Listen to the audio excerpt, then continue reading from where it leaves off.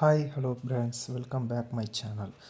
கௌதம் மேனன் இயக்கத்தில் மம்முட்டி நடிச்சிருக்க படம் தான் Dominic and the ladies purse. இந்த படம் எப்படி இருக்குன்னு பார்க்கலாம் வாங்க. போலீஸ் வேலையில் மிக நேர்மையாக இருக்க அவர் நேர்மை வேலைக்கு செட் ஆகிறதுனால வேலையை ரிசைன் செஞ்சுட்டு ப்ரைவேட் டிடெக்டிவாக வேலை பார்த்துட்டு வராரு.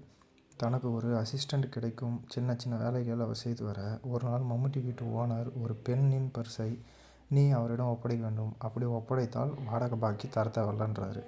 அவரும் அந்த பர்ஸை பூஜா என்பவரின் பர்ஸ் என கண்டுபிடிச்சி கொடுக்க போகும்போது அங்கே பூஜா 4 நாளாக தொலைஞ்சிட்ருக்காங்க தெரிய வருது. பிறகு பூஜாவை தேடி மம்முட்டி செல்ல, பூஜாவுக்கு என்ன ஆச்சு, அவரை மம்முட்டி கண்டுபிடிச்சாருன்றது தான் மீதி கதை. மம்முட்டி இந்த மாதிரி கதைகளெல்லாம் அவருக்கு அல்வா சாப்பிடுது போல்.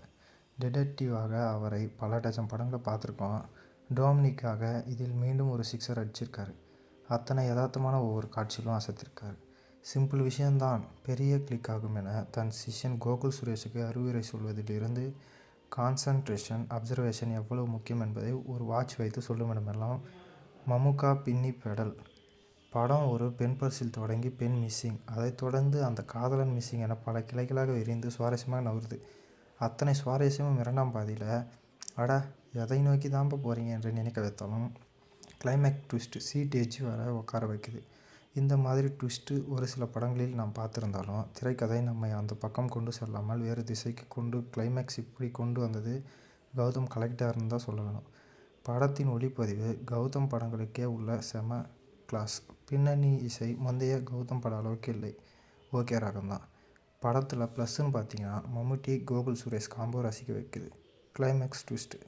மைனஸ்ன்னு பார்த்தீங்கன்னா கொஞ்சம் மெதுவாக செல்லும் திரைக்கதை.